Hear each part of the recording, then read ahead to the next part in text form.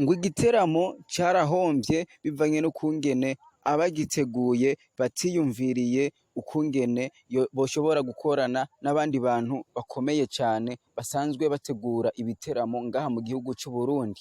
Aha twovuga nka The Fighter Production, twovuga nka DJ Pole asanzwe ategura ibiteramo byinshi bigiye bitandukanye. Tukaba tuzi yuko iki giteramo c'umuririmbyi igihugu kibanyi cyo mu Rwanda yuko ari umwe mu barimvyi bakomeye cyane, yarakwiriye gutegurirwa igiteramo ciwe neza. Mbega igiteramo coba carungutse cankwe coba carahombye? Amakuru tuko turahabwa hirya no hino twumva yuko igiteramo cahombwe.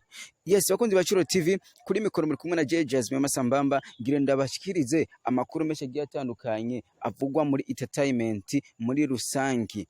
Mu Burundi haheruka kuba igiteramo gikomeye cyane cahujije umuririmbyi Satubi na Bige Fizzo n'umuririmbyi Rinoji.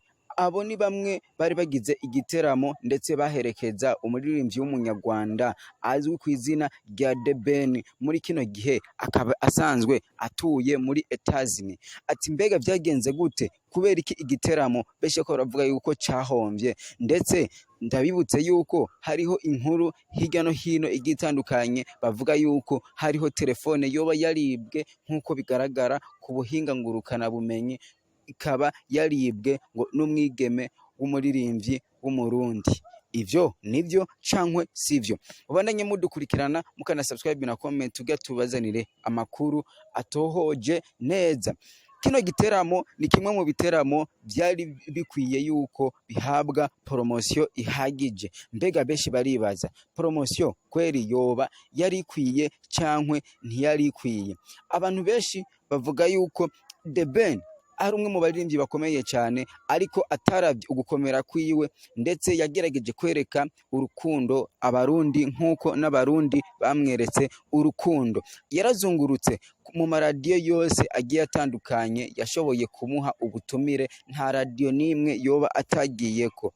Ntiyashoboye kugaya amamedia nk'uko abandi bagiye batandukanye bigeze kuba babikora. Ndetse Ben numwe mu bantu yatanze n'amafoto, abantu benshi bagiye batandukanye bamubonye biyumvira ati reka twifotozanye nawe kugira ejo duhabwe kumbukumbu. Ariko Ben numwe mu bantu yashoboye gukorana ikiganiro umwe asanzwe akora ku kinyamakuru gikorera kuri YouTube wa Hitop TV, uwo twovuga nka Randiri Promoter.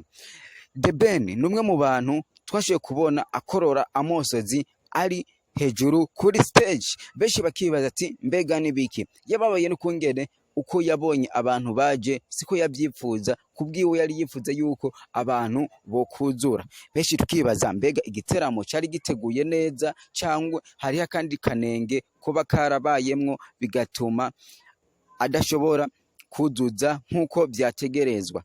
Umuririmbyi Ben numwe yakiriwe n'abantu benshi bagiye batandukanye, ariko ndabibutse yuko yarose support nininya ikomeye cyane kuva mu gihugu cy'u Rwanda, aho twabonye aba DJ abaririmbyi bagenzi we baza kumushigikira bavuye mu gihugu cy'u Rwanda, n'abandi bigeme bagiye batandukanye bamwe twitwa abasere queen basanzwe bazwi muri entertainment baje kumushigikira.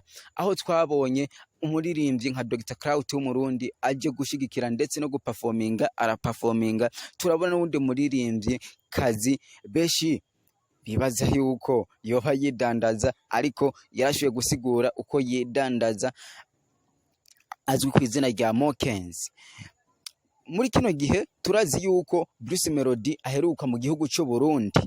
Mu gihugu cy'u Burundi yaje mu company imwe isanzwe idandaza ikinyobwa Primus, company yitwa Bararudi.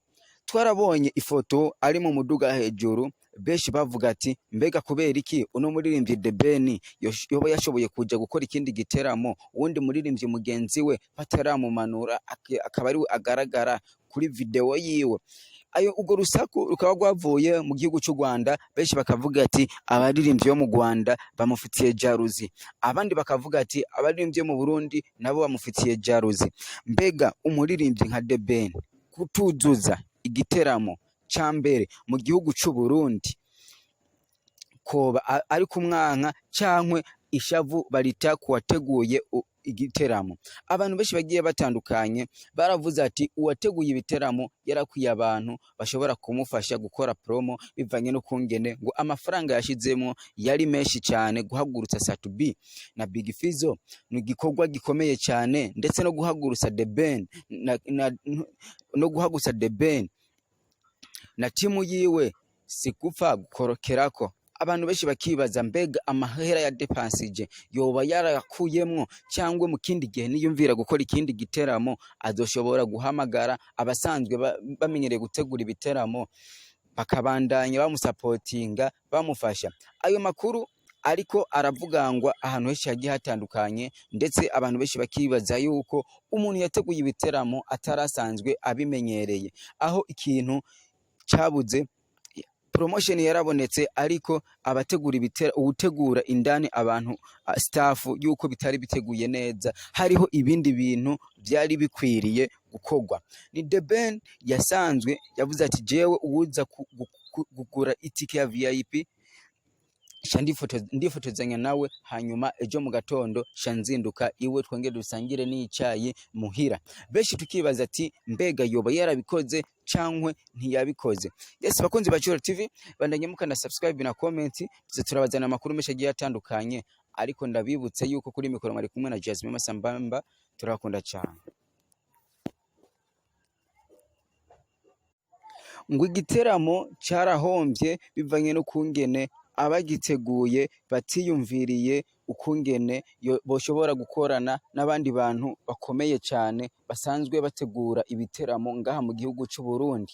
Aha twovuga nka The Fighter Production, twovuga nka DJ Pole asanzwe ategura ibiteramo byinshi bigiye bitandukanye. Tukaba tuzi yuko iki giteramo cy'umuririmbyi igihugu kibanyi cyo mu Rwanda yuko ari umwe mu barimvyi bakomeye cyane, yarakwiriye gutegurirwa igiteramo ciwe neza. Mbega igiteramo coba carungutse cyangwa coba carahombye? Amakuru tuko turahabwa hirya no hino twumva yuko igiteramo cahombwe.